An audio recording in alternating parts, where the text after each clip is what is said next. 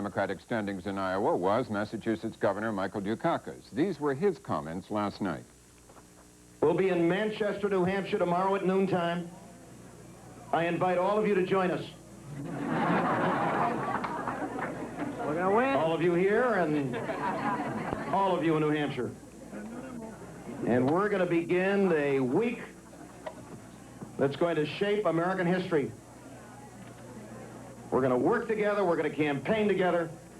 We're going to win together.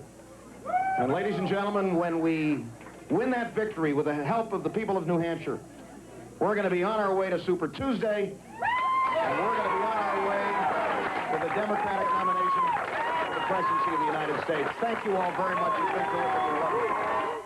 And now back to our analysts, Mark Shields, David Gergen, Cookie Roberts, and Roger Mudd. Roger Mudd, we heard Gephardt say a moment ago the message from Iowa was unmistakable. Was it unmistakable, or was it mistakable?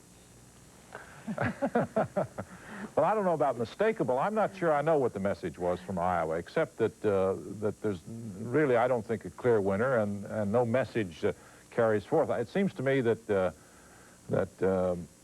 Gephardt did not score a walk-away yesterday. He goes in there with some amount of loosening of the money, and I think he's got some momentum going.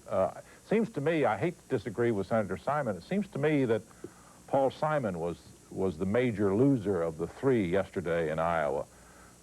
He really should have won out here. He was from Illinois and has worked over the state with some energy, but when you take a look at him in New Hampshire, I don't think he's going to make it, and without making it in New Hampshire, he has nothing to look forward to in the South after that. So it seems to me he's going to get squeezed next week in New Hampshire. Cookie, what was the message sent for the Democrats from Iowa? It's a muddled message. There's no question about that. That you have this grouping at the top, and Dick Gephardt did arouse some passion at the end. We had been missing that up until then, and obviously he's upset his opponents. Senator Simon just talked about inconsistencies.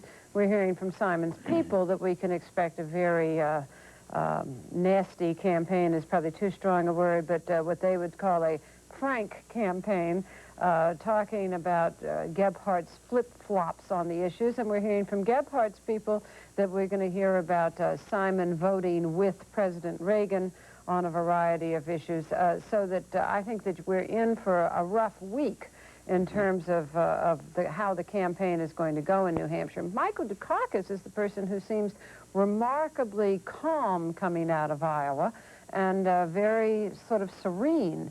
And I think that he seems to have a game plan where Iowa worked just fine for him coming in the way he did. His game plan, Robin, is to win. He's the only one, Dukakis is the only one who is willing to say, I must win in New Hampshire or my campaign is over. Coming back to him in a moment, Mark Shields, are the Democrats saying in out of Iowa, we really aren't very excited about any of these guys yet, or are they saying we're beginning to be excited about, say, Gephardt?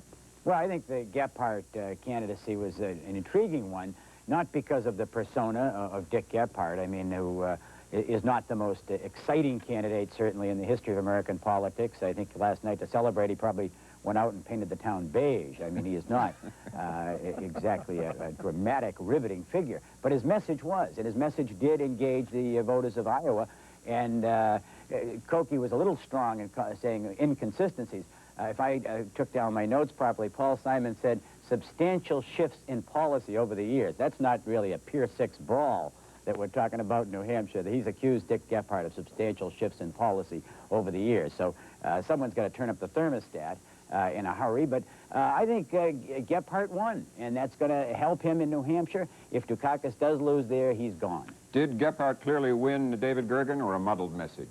Well, I think that the race finished up in a somewhat muddled way, but I certainly think that Dick Gephardt was the one person who did have a message, and I think there's something that's, there's a parallel between the Gephardt campaign and the Robertson campaign, and both of them are tapping into some real anxieties out there in the country, and the case of Robertson about moral issues, in the case of Gephardt, something new that's out there, and that is a loss of our economic independence and loss of our economic security. And I think those issues are going to come front and center now in this campaign, as other candidates recognize just how much of a leap. After all, 2 months ago, Dick Gebhardt was at 6%, and he had this bounce when he found his voice, when he found his message, and when his candidacy really revived, and I think that's the message he's going to carry in. Let's look at the task ahead for him, David. He is still only, at least he was in the latest polls I've seen from New Hampshire, around 7%. What's he got to do now to keep this going? I think he has to beat Paul Simon in New Hampshire. I think the chances are that it's unlikely that he can beat Caucus, but both Simon and Gebhardt now have a money problem. The Caucus has a juggernaut financially compared to the other two. Both Simon and Gebhardt need to be able to go out and collect some money. One of those two is going to come out of New Hampshire in fairly decent shape, and if Gebhardt can beat Simon, he'll be the guy. It would then be a Dukakis-Gebhardt race going into the South. They'd have to contend with Al Gore at that point, of course, but they possibly could narrow the race down to 2 men if Gebhardt could beat Simon. That's his real objective. Just as Simon has to beat Gebhardt in order to remain viable. I think Roger Mudd was absolutely on target, that Simon's in a squeeze situation right now, and it's a tough one. Roger, on Gephardt's prospects in New Hampshire? Well, that's what David said is accurate. I think that he's won in Iowa, and for him to drop off the pace in New Hampshire means that his message fit Iowa and nowhere else, so he's got to finish second at a minimum. Yeah. What he's talking about is changing the message a little bit. We heard from him for the first time today the word computers. He's been talking about, you know, if American cars sold in Korea, they'd cost $48,000 or whatever.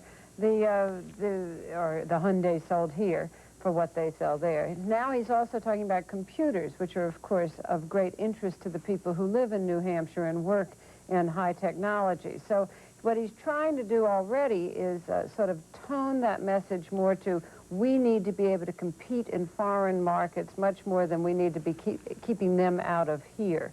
America should be shaping its own destiny. He's hoping this will appeal to the people who, you know, have as a road sign as you come into their state, live free or die.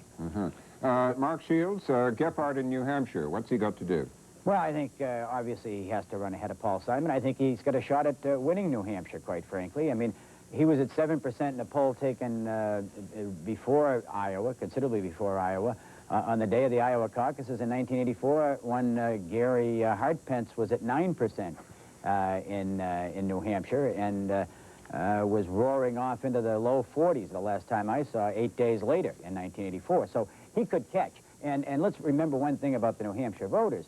They have shown no particular geographical affinity for regional candidates. I mean, remember President Edward Kennedy, who was beaten there by a Georgian named Jimmy Carter in 1980, and President Edmund Muskie, who was held under 50% by George McGovern. Let's go around on that. David Gergen, is Dukakis now vulnerable in New Hampshire because of his third-place finish? I mean, he's been running 40%, 35% in the polls in New Hampshire. Funding for the MacNeil-Lehrer News Hour is provided by AT&T, combining everything people like about telephones with everything they expect from computers to make everything about information easy. AT&T.